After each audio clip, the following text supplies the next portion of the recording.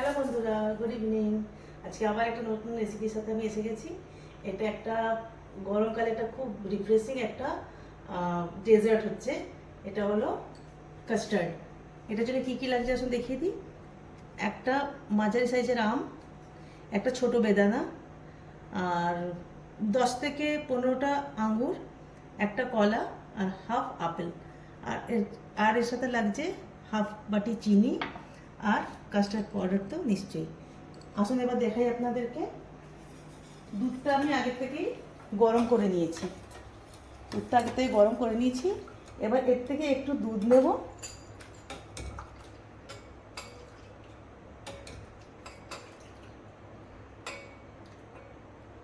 এটা এবার ফুটতে দেবো। এর মধ্যে কাস্টার্ড পাউডারটাকে দিয়ে আমাদেরকে মিশিয়ে নিতে হবে। তো কী হিসাবে আপনাদেরকে দেখাই, একটা মেজারমেন্ট দেখিয়ে দিই। 1 চামচ, 2 চামচ, 3 চামচ আমি নিলাম। ঠিক আছে, এটাকে আবার একটু কাছ থেকে দেখা, ভালো করে মিক্স করে নেব এই দুধের সাথে।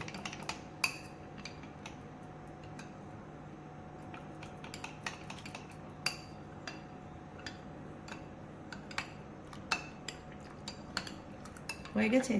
এবার দুধটার মধ্যে আমরা চিনিটা দিয়ে দেব। এই চিনিটা আমরা দুধে দিয়ে দেব।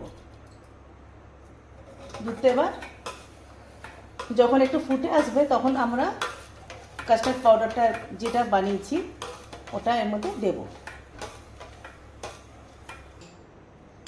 দুধটা এটা গরম হয়ে গেছে। এর মধ্যে এবার আমি কাস্টার্ড পাউডারটা, এটা যে গোলটা বানিয়েছি এটা দিয়ে দেব। এটাকে আবার নাড়তে হবে। এটাকে ছেড়ে দিলে পর নিচে এটা লেগে যেতে পারে। এটাকে নাড়বো ঘন হওয়া পর্যন্ত।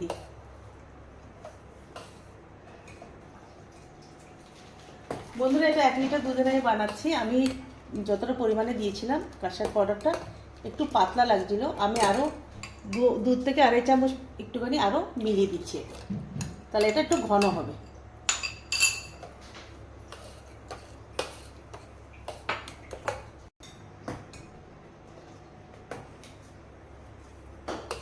বন্ধুরা দেখুন, এটা এতটা হয়ে গেছে।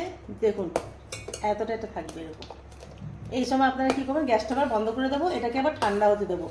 ভালো মতো যখন ঠান্ডা হবে তখন এর মধ্যে সব ফ্রুটসগুলো আমরা অ্যাড করব। তারপরে এটা ফ্রিজে রেখে ঠান্ডা করে খাওয়া হবে। তো বন্ধুরা, এটা আমি আধ ঘন্টার মতন ফ্রিজে রেখেছিলাম, বেশি তাড়াতাড়ি ঠান্ডা হয়ে যায়। এটা দেখুন এরকম হয়ে গেছে। পুরো ঠান্ডা হওয়ার পরেই কিন্তু আপনারা ফলটার মধ্যে মিক্স করবেন। এরপরে আমি একে একে সব ফলগুলো এতে মিলিয়ে দেব।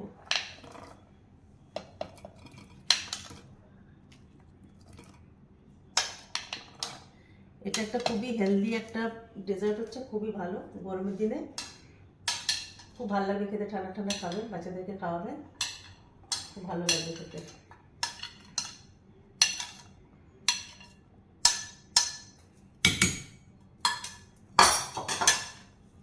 এবারে ভালো করে মিক্স করে নেবেন।